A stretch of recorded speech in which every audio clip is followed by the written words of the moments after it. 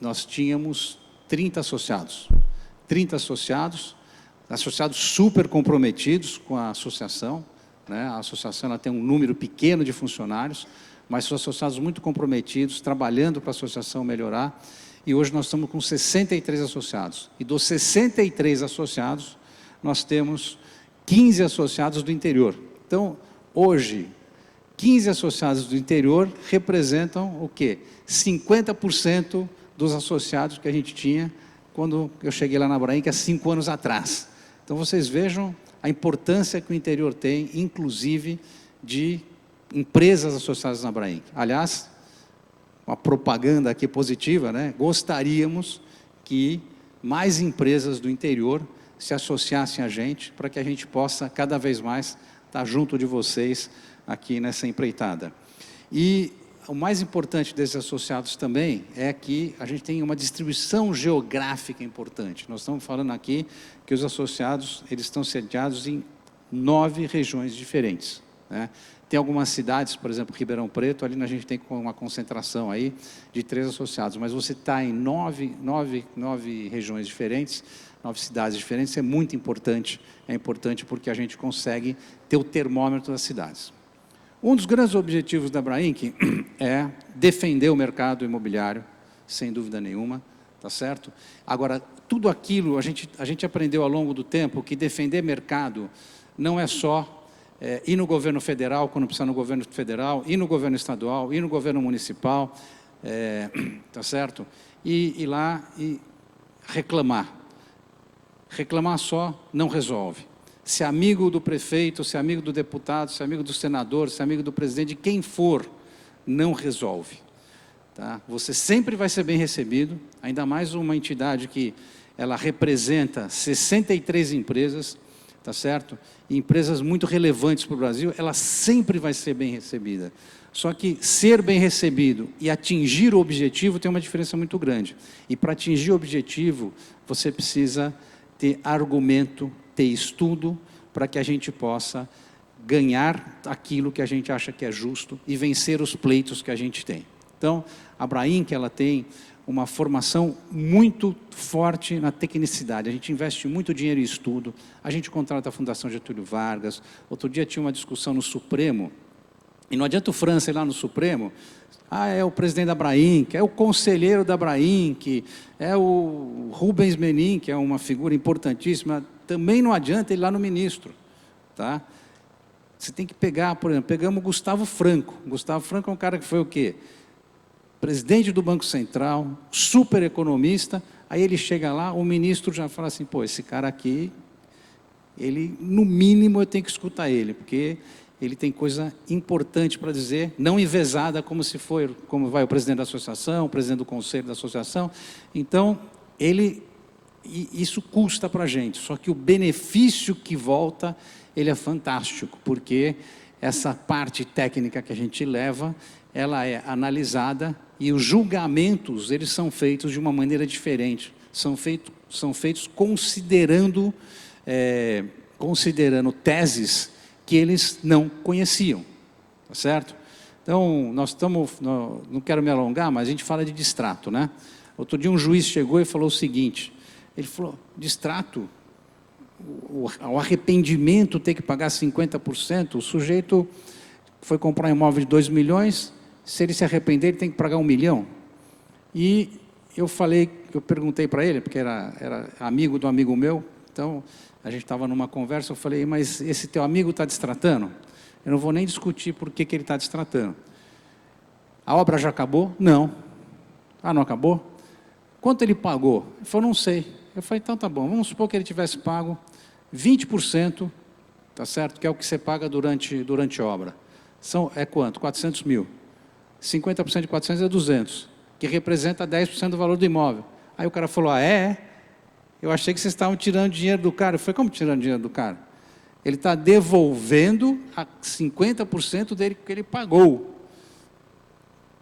Aí o cara olhou, ou seja, isso mostra que a falta de entendimento do judiciário levam a muitas decisões erradas, tá certo? E esse esclarecimento tem que ser feito pela associação, por vocês, por isso que a gente quer uniformizar as informações e ter a mesma informação todo mundo, porque todo mundo aqui que está nessa sala conhece pessoas, tem influência de explicar as coisas, e só esse explicar vai se multiplicar de tal forma que as pessoas podem entender corretamente tudo. E hoje a gente está aqui com a Brain, que a gente tem uma parceria super interessante.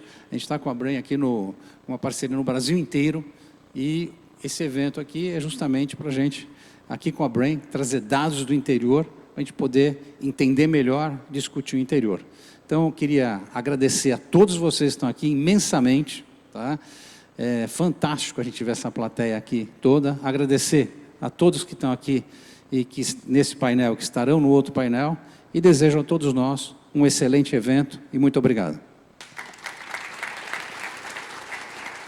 E agora, o nosso diretor técnico, que é o Renato Lomônaco, vai fazer uma apresentação aqui para a gente.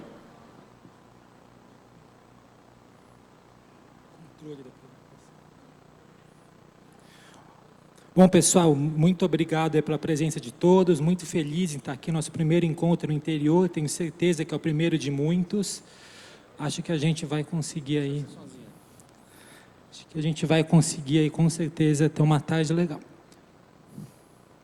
O objetivo aqui, eu vou começar passando um pouco do mercado imobiliário brasileiro e depois, para ter um pouco de debate, vão ser, na verdade, alguns estímulos, algumas perguntas, algumas pequenas provocações com base nos nossos dados técnicos, e depois, no segundo painel, o Guilherme vai entrar na parte aí do interior de São Paulo. Então, vamos lá. Acho que o França já falou, né, da força da Brain, que a gente está com 63 associados, até faltou corrigir aqui, presentes em 4 regiões do Brasil, 12 estados sendo representados.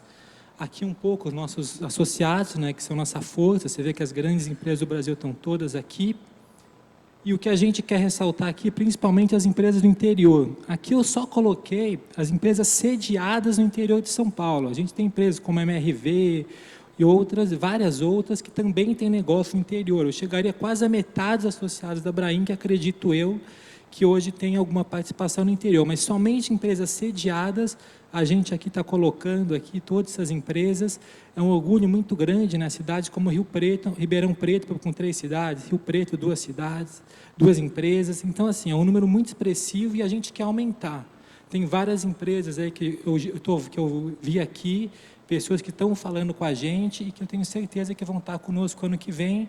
E quando a gente voltar aqui ano que vem, vamos ter 20 empresas do interior, ao menos, é a nossa meta. O Guilherme está aqui para me ajudar e a gente vai chegar em 20 empresas. Conto aí com vocês. Então, aqui um pouco o França já falou, mas é um pouco um dado que eu acho importante. A gente pegou pelo PIB, né, o PIB que é divulgado no estado de São Paulo, comparou algumas cidades com o Brasil. E o que chegamos em 2021? O PIB do interior é mais que o dobro do que o PIB do Brasil em termos de crescimento. É uma região pujante, é uma região que realmente está com uma força econômica muito grande. E por isso que ela é tão atrativa para o mercado imobiliário e tanta gente quer estar aqui nessa região. Eu falando um pouco da população, né, até eu tinha falado, um evento desse dá certo porque aqui perto você tem mais de 20, 30 cidades com mais de 200, 300 mil habitantes. E algumas cidades que seriam capitais em diversos estados. Campinas, por exemplo, quase 1.300.000 habitantes. Ribeirão Preto, 700 mil habitantes. São José dos Campos, 700 mil. Sorocaba, quase 700 mil. E diversas outras grandes cidades, aí, Rio Preto, quase chegando em 500 mil. Então, nenhum outro estado do Brasil tem uma força de cidades tão próximas como esse. Assim, é quase como se a gente estivesse na Europa, assim, em termos de concentração de grandes cidades próximas, cidades que você de carro em meia hora, 40 minutos consegue chegar. Isso é impressionante, acho que é a única região do Brasil, e eu diria mais, da América Latina com essa característica. Bom, citar um pouco de mercado imobiliário aí para fomentar as discussões futuras, a gente sempre na Brain que cita a nossa força, né? A gente é uma cadeia que representa 10% dos empregos, então 10% dos empregos saem daqui da nossa cadeia, nós somos indutores do crescimento e representamos 7% do PIB nacional. Além disso, arrecadamos 9% dos impostos e somos o único setor que movimenta quase 100 atividades econômicas. Então, nós somos grandes agentes da economia. Por isso que nós temos uma associação cada vez mais forte. E puxamos o PIB. O PIB do Brasil foi 2,5%, no primeiro semestre, né? Mas a PIB da construção chegou com quase 10%, ou seja, o nosso setor vem puxando a economia em um bom tempo.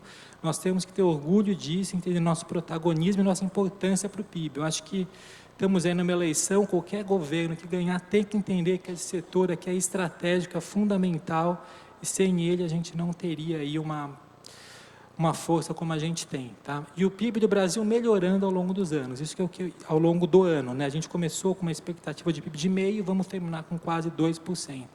E é isso que eu vou querer mostrar um pouco mais para frente. Emprego, 14% dos empregos formais, isso dados do CAGED, saem daqui, saem da construção civil. Isso é fundamental também, a gente vem vendo uma coisa líder do CAGED, e o desemprego no Brasil começando a melhorar. Acho que a gente tinha um desemprego de quase 14,9% e chegamos aí a quase 8,9% de desemprego. Acho que é o menor valor desde 2015. Esse acho que é um principal driver, quando a gente fala dos drivers econômicos do setor, para ver se o setor está indo bem ou mal, porque a gente, quanto mais emprego, mais renda, né? Então, essa queda no desemprego é um dado muito importante que acho que pode para o nosso mercado, tá? Uma coisa que a gente tem que acompanhar e está melhorando bastante esse dado. Uma coisa que a gente gosta de acompanhar é a valorização do preço do imóvel, né? O imóvel é um patrimônio, não é só o local que você mora, o lugar da sua vida, mas também é um investimento. E veja como o imóvel, isso é muito importante, eu sou muito provocado até pelo França para avaliar como tá o imóvel, vale a pena em relação à aplicação, e nos últimos anos quase sempre ele ganha, e ele ganha da inflação, é impressionante, né? Quando você investe em banco, você muitas vezes no CDB, o CDI não ganha da inflação, visto o que aconteceu no passado, mas o imóvel quase sempre ganha. E o que está legal aqui, imóvel no Brasil crescendo 15% ao ano, segundo os dados da BCIP, e antes, quando eu puxava isso no começo do ano, era São Paulo liderando e as outras cidades mais para baixo. Agora você vê que o Brasil inteiro está se espalhando essa valorização do preço de imóvel. Eu não tenho dados aqui do interior, mas acredito que também esteja assim. Outra coisa muito legal que começou a acontecer, o preço do aluguel começou a subir. A gente vinha com o preço do aluguel meio estagnado, agora mais ou menos subindo 11%. Então, outro dado importante aí, que quem tem imóvel realmente consegue se rentabilizar muito bem. A gente faz um comparativo aqui, um pouco que a gente gosta de fazer, para ver como o imóvel ainda está barato no Brasil, né? A gente se valorizou, tá, mas será que ele está caro? Vamos acompanhar um ponto